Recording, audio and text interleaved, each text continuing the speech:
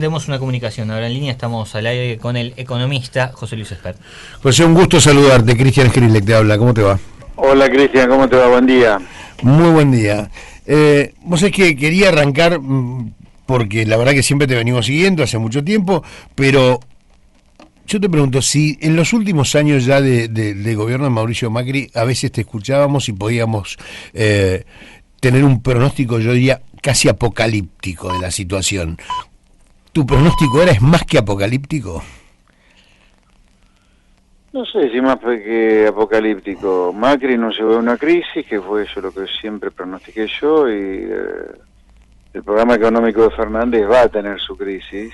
Ya te diría, está cantado que de este año, por ejemplo, la caída del PBI, que es la medición de la actividad económica, va a caer cerca de 15%, lo cual va a transformar la caída de la actividad económica de Argentina en una de las más grandes, si no la más grande del mundo, y seguro va a ser la caída más grande de toda nuestra historia. O sea que mirando solo la caída de la actividad económica, ya ahí tenés una crisis. ¿Por qué? Porque cuando uno habla de una caída del PBI o de la actividad económica de 15%, 13, 14, 15%, estás hablando de miles de empresas que cierran, decenas de miles de trabajadores que quedan en la calle. Eso ya es una crisis de por sí, socioeconómica, ¿no? Uh-huh. Además, hay que agregarle otra crisis que va a ocurrir. Yo creo que a lo mejor esto va a tardar un poco más de tiempo, pero el tsunami de emisión monetaria que el Banco Central ha hecho para financiar el agujero fiscal monumental del gobierno, en algún momento te va a pegar sobre el dólar, las reservas y los precios. Este año a lo mejor terminamos con una inflación otra vez de 2 dígitos, pero el año que viene podemos llegar a tener una inflación de 3 dígitos de nuevo, anual, ¿no? Anual. Igual una inflación anual de 3 dígitos, estamos hablando de...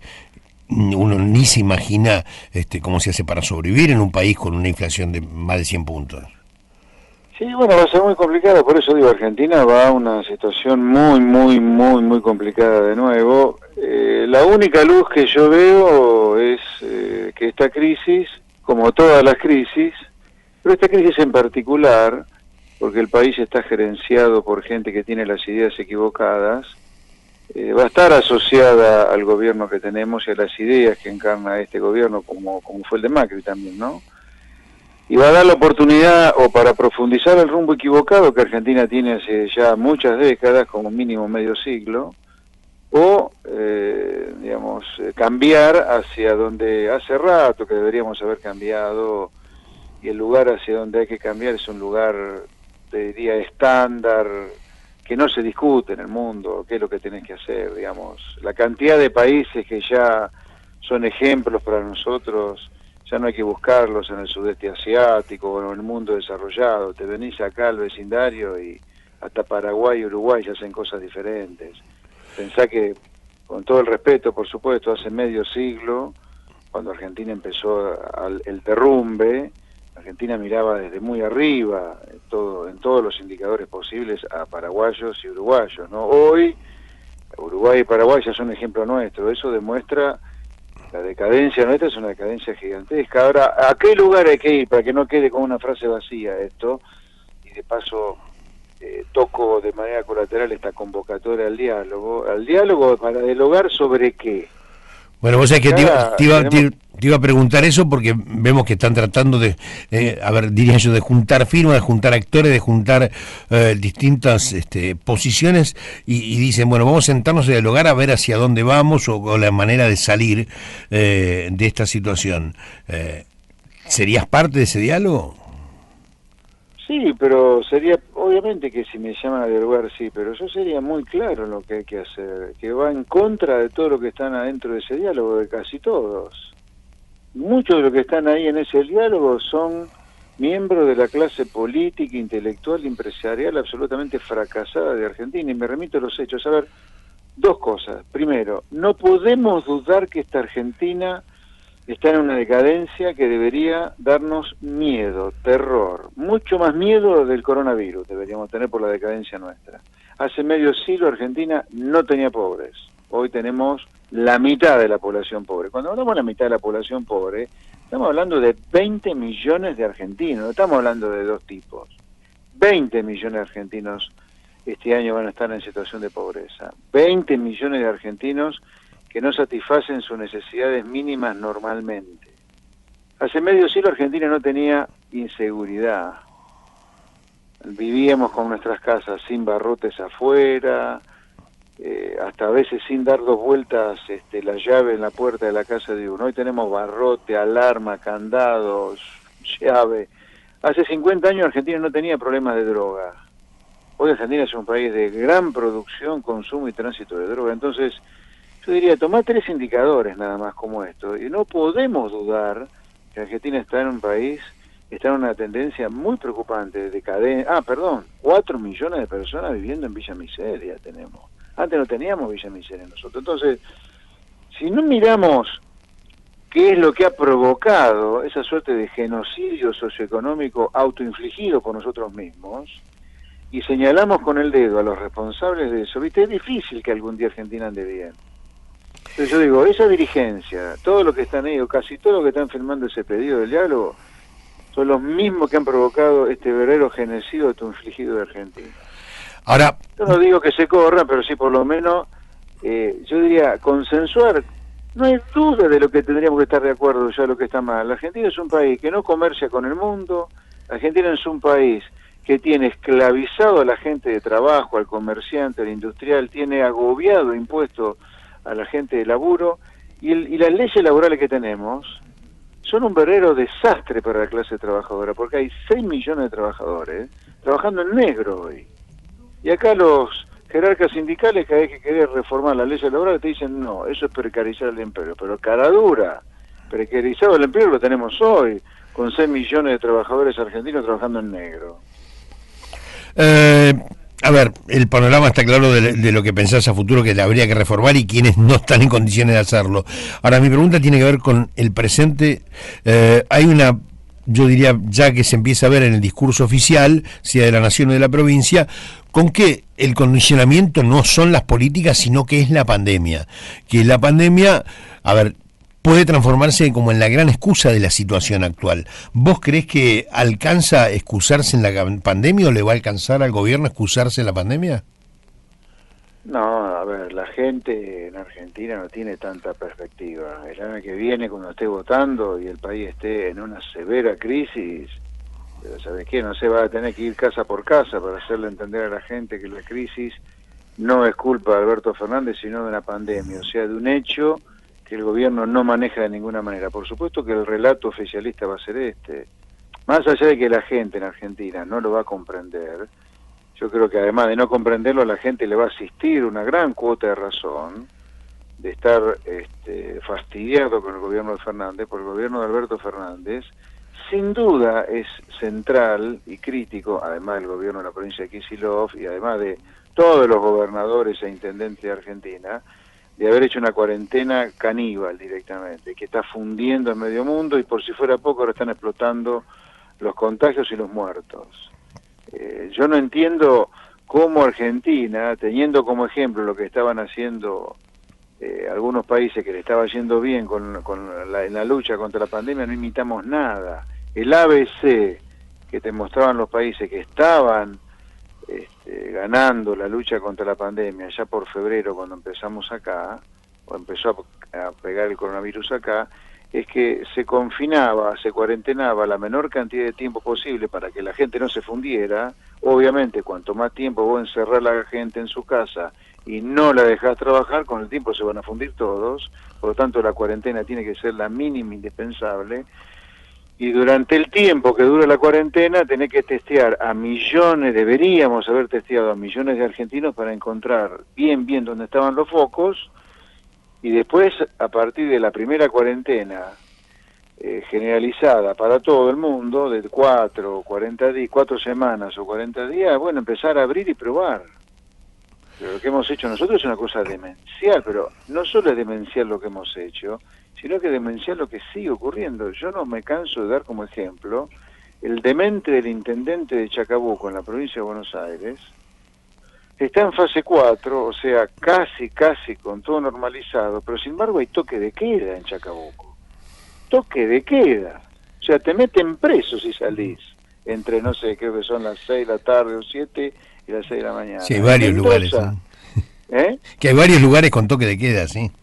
Bueno, pero dejen de meterle miedo a la gente de un virus que contagia mucho, pero mata muy poco. La letalidad de este virus es inexistente. Yo no te digo que las muertes no importan. Lo que digo que hay que encontrar un equilibrio entre el confinamiento salvaje, que te repito, va a generar un tendal de gente en materia socioeconómica, de gente fundida, de gente con problemas psicológicos porque perdió su empresa. A mí me cuentan padres, chicos después de 120 días encerrados, chicos que han empezado a tartamudear, chicos que no pueden estudiar por Zoom. O sea, esto es una cosa de loco lo que se está haciendo acá. No hay ejemplos en el mundo prácticamente de esto, de un confinamiento sin parar de 120 días. En 120 días los países han probado abrir y cerrar, abrir y cerrar.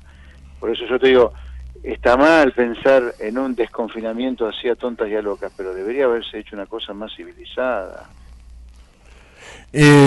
Vos es que cuando hablas de este nivel de confinamiento y esta situación, y lo que puede traer como consecuencia, me gustaría preguntarte, a ver, se hace muchas comparaciones como cómo se ha salido de otras crisis, cómo se salió, no sé, algunos hablan de cómo se salió después de lo que fue el Rodrigazo, después de lo que fue la hiper de Alfonsín, después de lo que fue la crisis del 2001. ¿Hay alguna paralelo para trazar? ¿Hay salida de esta crisis pensando en las experiencias anteriores, o es algo completamente nuevo y hay que barajar y dar de nuevo, como planteas vos, en varios sentidos? Mira, ya que vos tocás este tema de las crisis, en el último medio siglo, donde Argentina pasó, repito, de no tener pobres a tener la mitad de la población pobre, de no tener droga a tener alta producción, consumo y tránsito de droga, donde pasamos de no tener villas miserias a tener 4 millones de personas viviendo en villas miserias, etcétera. En ese medio siglo, donde pasamos del día a la noche en Argentina, de blanco a negro, hubo 6 planes económicos, algunos de los cuales vos lo nombraste, y todos terminaron en crisis, todos, 6.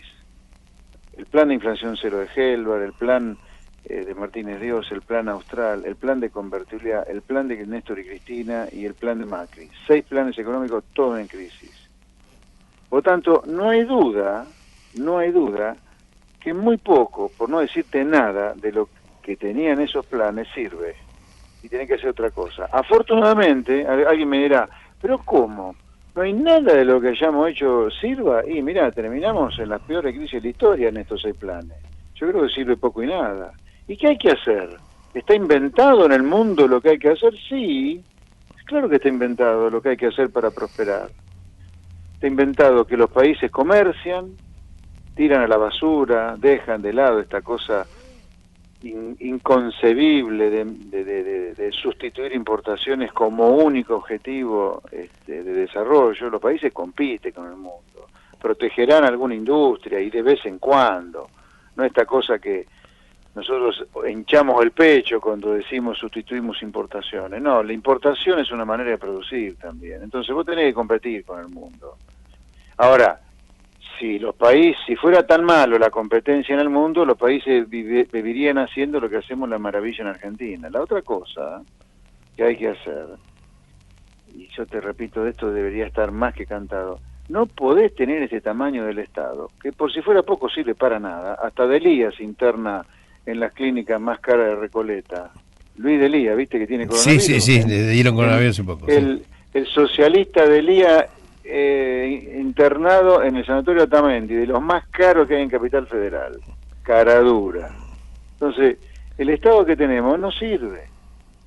Este tamaño del Estado, además, funde a la gente de trabajo, al comerciante, al industrial, al peluquero, al comerciante, lo funde impuestos, se revientan impuestos. Ahora, José, perdón que te interrumpa, pero permitime porque es una pregunta que te quiero hacer, y se la he hecho en otro momento a otros actores de otros sectores políticos, sobre todo pasó con Cambiemos mucho, pero digo, a ver, hay cosas que se plantean que hay que cambiar, que hay que modificar, que hay que hacerlas distintas, etcétera, pero cuando llegan al poder, o cuando se sientan en los sillones del poder y hay que tomar esas decisiones, volvés a hablar y le preguntas, pero al final no hiciste eso que ibas a hacer, y dicen, es que no se puede. Por ejemplo, decís, hay que achicar el Estado fuertemente. Bueno, ¿se puede achicar el Estado fuertemente en la Argentina o se puede cambiar los paradigmas en la Argentina? ¿Se puede? Mirá, si no cambiamos los paradigmas, Argentina va a terminar siendo una gigantesca villa miseria. Y bueno, si queremos ser una gigantesca villa miseria, ok, es una decisión. Y está todo bien, ¿no? Pero tengamos claro que de la manera que va Argentina, lo único que puede esperar son crisis y tras crisis. Lo único. ¿Se puede esperar otra cosa? Sí, si haces otra cosa. Yo te diría, el día que nosotros tengamos funciones ejecutivas o que yo tenga funciones ejecutivas y no cumpla con esto, ok, hablaremos. Mientras tanto te diría, mirá, de los que vos me hablás, son los que han estado en el último medio siglo haciendo el management de Argentina y han arruinado el país. Y yo no creo que ninguno haya sido tan claro como nosotros fuimos, o yo en particular fui, en los debates presidenciales el año pasado, donde dije con toda claridad y precisión todo lo que había que hacer. A diferencia de toda esta clase política fracasada que te dice vaguedades, hay que cambiar. No, yo te digo que, por ejemplo, tenés que eliminar la coparticipación federal de impuestos. Sí, la tenés que eliminar, para que la gente que va a comprar al supermercado la comida tenga el IVA a la mitad y pague menos por la comida que tiene que comprar o por lo que quiere consumir. Porque vos, eliminando la coparticipación federal y que el señor Infran no pueda ser reelegido durante casi 30 años, eso hace a costa de la gente. Yo te digo que tenés que tener otra legislación laboral y te digo que hay que cambiar las 5 leyes laborales sobre las cuales se ha edificado el edificio laboral de la Argentina. La ley de indemnizaciones por despido, la ley de contrato de trabajo, la ley de convenciones colectivas de trabajo, las de obras sociales y las de asociaciones profesionales. Yo te digo desde hace 20 años lo mismo. Eso no lo hace la clase política que nos ha fundido, José, para cerrar, sí. Preguntarte porque arrancás, o no, quizás vas a estar hablando con gente de Lanús, Avellaneda, estás como en una gira virtual, ¿es esto? ¿Qué es lo que estás haciendo? ¿Qué es lo que arrancás? Contame. Mira, nosotros, a ver, la provincia de Buenos Aires tiene 135 municipios. Sí. Nuestra idea es todo lo que se pueda, 3 veces por semana, estamos recorriendo virtualmente a los 135 municipios. En el día de hoy, 19:30, vamos a estar virtualmente, que no se me ponga nervioso el gato silvestre, el otro día estaba enfurecido con mi gira. Ya, pero es virtual, sí. Estaba como loco. Es una gira virtual, 19:30, hoy vamos a estar virtualmente en Lanús y Avellaneda. Los que quieran participar de ese Zoom, de esa reunión virtual, que si tuviéramos en tiempos no pandémicos sería en Lanús y en Avellaneda, en un microestadio, en un estadio, en un anfiteatro, 19:30, entran durante el día al sitio despertarargentina.com y ahí se bajan el link para participar del Zoom de esta tarde, donde la idea es conversar con los vecinos, que nos cuenten cómo la están pasando en la cuarentena, cómo los trata el intendente de Lanús, el intendente de Avellaneda, en fin, la idea es interactuar. 19:30 está el Zoom y durante el día de hoy, hasta las 19:30, se pueden bajar el link del sitio despertarargentina.com. Muy bien, dicho sea, te deseamos suerte y gracias por la entrevista, José. No, gracias a usted, buen día.